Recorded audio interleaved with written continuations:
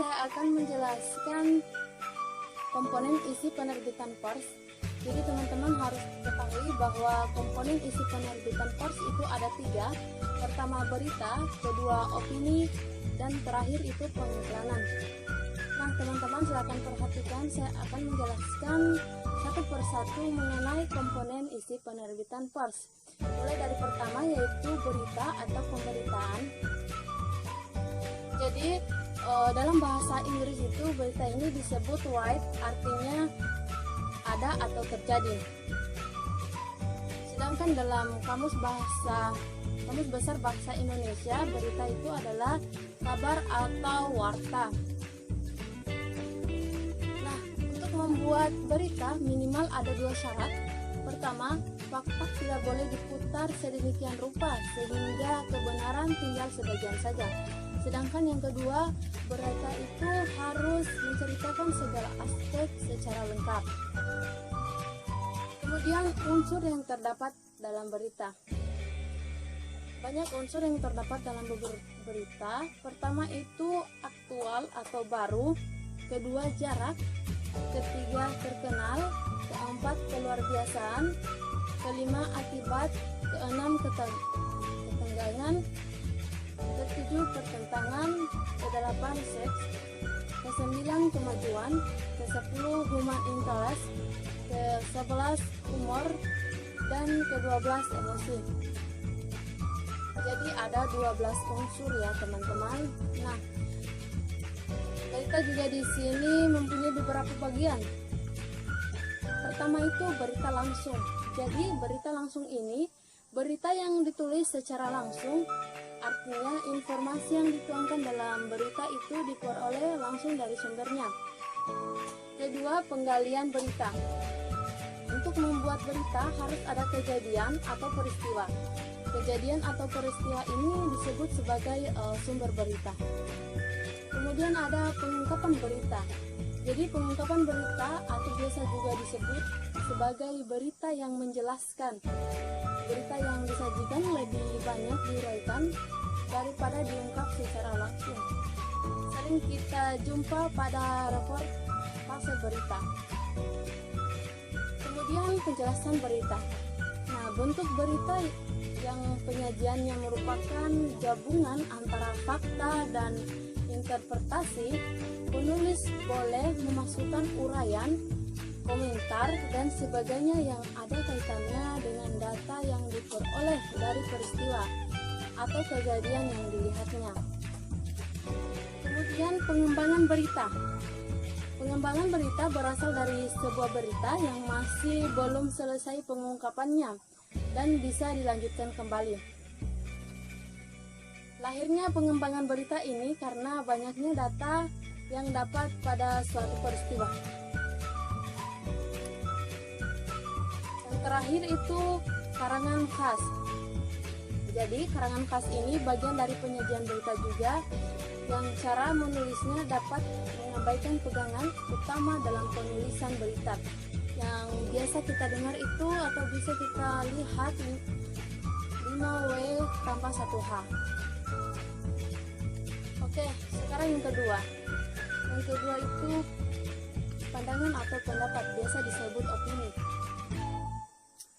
Opini dalam penerbitan pers dapat berasal dari masyarakat luas, yang diambil dari masyarakat luas yang disebut sebagai pendapat umum atau public opinion. Jadi pendapat umum atau public opinion, pandangan atau pemikiran lain dari masyarakat luas untuk menanggapi atau membahas satu permasalahan yang dimuat dalam penerbitan pers. Jadi teman-teman, ada 3 bentuk pendapat. Yang pertama itu komentar, yang kedua artikel, dan yang terakhir itu surat pembaca. Nah, komentar ini public opinion atau pendapat, pandangan, atau pemikiran lain dari masyarakat luas untuk menanggapi atau membahas suatu permasalahan yang dimuat dalam penerbitan pers. Yang kedua ini adalah artikel. Nah, artikel ini adalah opini masyarakat yang dituangkan dalam tulisan tentang berbagai soal, mulai dari politik, sosial, ekonomi, dan masih banyak lagi ya teman-teman. Sedangkan yang terakhir itu surat pembaca. Surat pembaca ini adalah opini publik yang cukup menarik dalam penerbitan pers. Kemudian opini penerbit. Jadi opini penerbit ini ada 3. Pertama, tajuk rencana. Kedua, pojok. Ketiga, karikatur. Nah, tajuk rencana yaitu catatan redaksi atau editorial yang merupakan sikap, pandangan, atau pendapat penerbit terhadap masalah-masalah yang sedang hangat dibicarakan. Kedua, pojok. Opini penerbit yang penyajiannya dilakukan secara humor, sentilan lucu terhadap suatu kejadian yang dimuat dalam penerbitannya. Jadi yang pojok ini dia lucu-lucu saja ya teman-teman, sebagai humor begitu. Sedangkan karikatur bagian dari opini penerbit yang dituangkan dalam bentuk gambar-gambar khusus. Jadi karikatur ini hanya dia bentuk dalam gambar-gambar saja, berupa gambar. Sekarang penjelasan terakhir mengenai komponen isi penerbitan pers, yaitu periklanan. Jadi teman-teman harus ketahui bahwa periklanan ini adalah kegiatan penghasilan bagi perusahaan penerbitan pers yang ada pada surat kabar atau majalah dalam bentuk advertising. Nah, pers ini dibagi menjadi 2 macam. Yang pertama itu adalah iklan umum dan kedua iklan khusus. Jadi iklan umum ini iklan yang diperuntukkan untuk kegiatan bisnis. Dia secara umum saja, hanya untuk bisnis saja. Sedangkan iklan khusus ini iklan yang diperuntukkan bagi kegiatan sosial,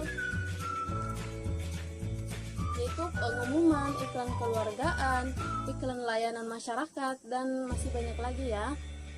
Nah, dilihat dari bentuknya, iklan pada penerbitan surat kabar atau majalah dibagi menjadi 3 bentuk.